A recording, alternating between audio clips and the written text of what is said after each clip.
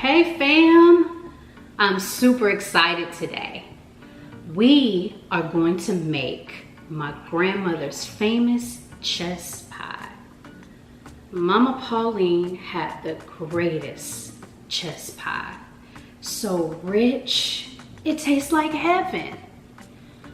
And today is very near and dear to me because after 20 plus years, I said it, 20 plus years, my mother found her recipe.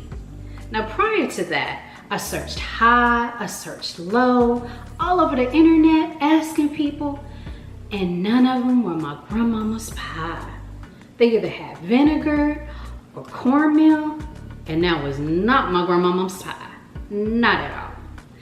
So come on y'all, join me in this kitchen.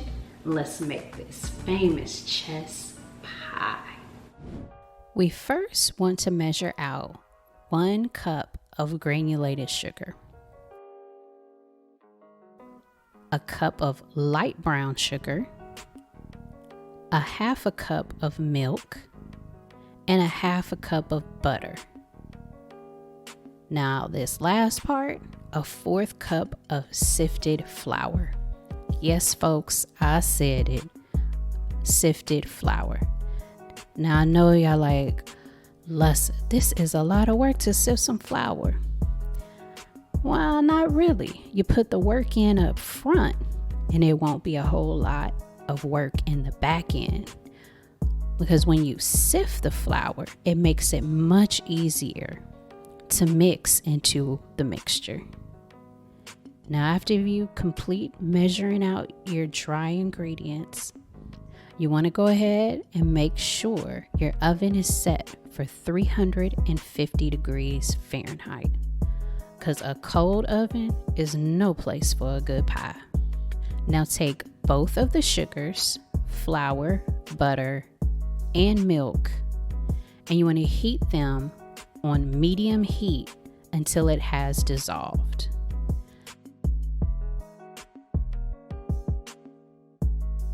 Now y'all, it is important that you constantly stir the mixture.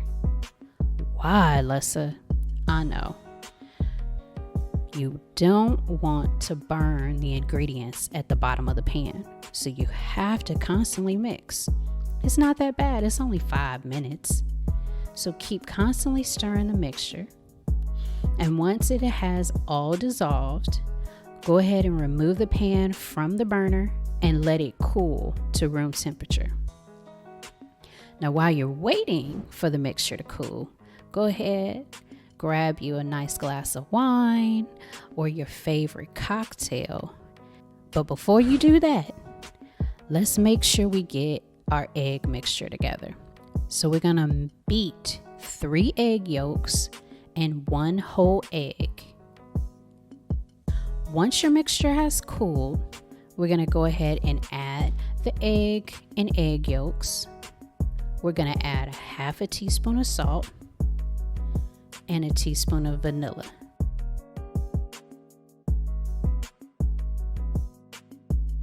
Now I know a lot of y'all probably saying, Lessa, why are you measuring this vanilla over the mixture? Hey, who says too much vanilla is a bad thing? Now it's time to put this delicious mixture in an unbaked pie shell.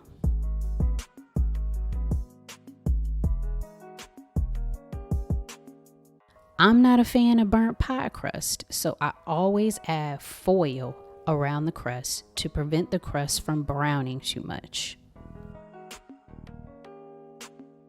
Now let's go ahead and put this bad boy in the oven. The pie will cook for 35 to 40 minutes at 350 degrees Fahrenheit. Your oven should already be on. So once the pie is set, we're going to go ahead and reduce the oven temperature to 250 degrees Fahrenheit to finish. Note that the pie will puff across the top when it's done. And this is usually anywhere between 10 and 15 minutes. And y'all, I swear I called my mama like 10 different times while I was baking this pie so I could make sure that it would come out just right. I miss my grandmother, and this pie just really brought me back to when I was a child and she would used to bake these pies. I would love to hear from you. What is your family's famous recipe? Now comment below. Is it your aunt's mac and cheese? Maybe it's your grandma's fried chicken. Or what about your cousin's peach cobbler? Let me know. I'm interested. Now fam, I want y'all to make sure y'all don't miss out on anything. So go ahead before you forget and click that subscribe button so that you can get access to all of my style tips and even more flavorful recipes. Now go on and sweeten up your life, and I'm gonna catch you next week.